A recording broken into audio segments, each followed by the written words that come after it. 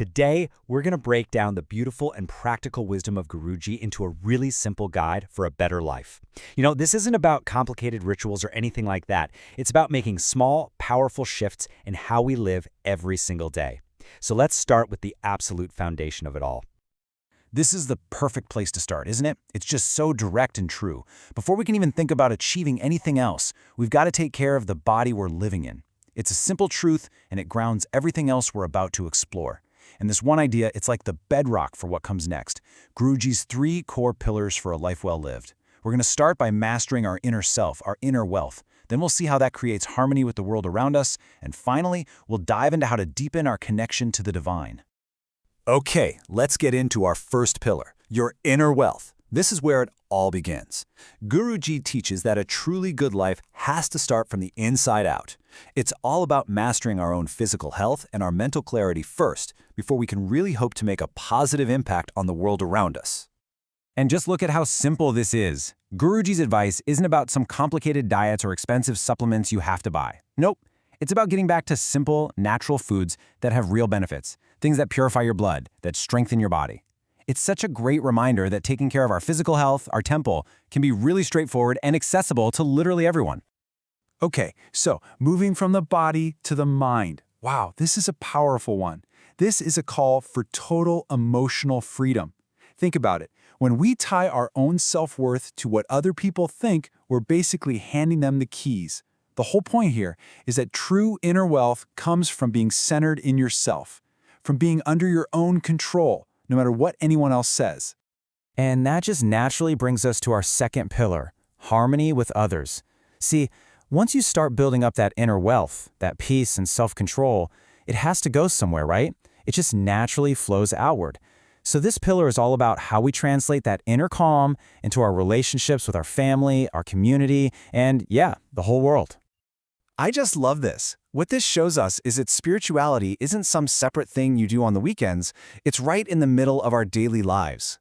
The highest form of devotion isn't in some far-off place. It's right there in the love and care we build inside our own homes. A happy, peaceful family is, in itself, a sacred space.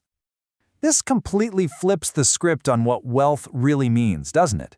In a world that's so often obsessed with money, Guruji reminds us that the best return on our life's investment is raising kind, good-hearted human beings. That is our real legacy. That's our actual earnings.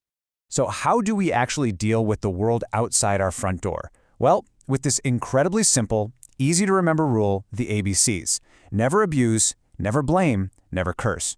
Just imagine for a second the kind of impact we'd have if we just applied this simple filter to every conversation we have. It's a direct path to creating positivity wherever you go. And here's why that ABC rule is so critical. It's not just about being nice. Guruji teaches that the words we use have a real, almost physical cost.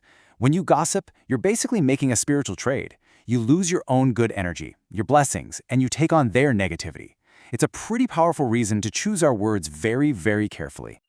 And this code of conduct takes that idea and applies it to all of humanity. It's a universal call to action.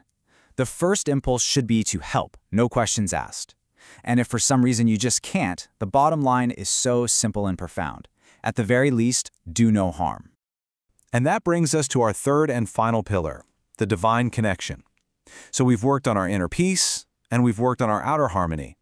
Now we elevate our focus from the worldly to the spiritual. This is where we learn to deepen that personal connection to the divine, which really completes the whole picture of a meaningful life. This is such a beautiful way to think about it. For so many, faith can be tied up with fear. This teaching encourages a shift away from that, towards something much more personal and pure. The key is to approach the divine not as some scary, distant force, but with a feeling of intimate love, always balanced with deep respect. So what does that personal connection actually look like in practice? Well, we see a really clear contrast here.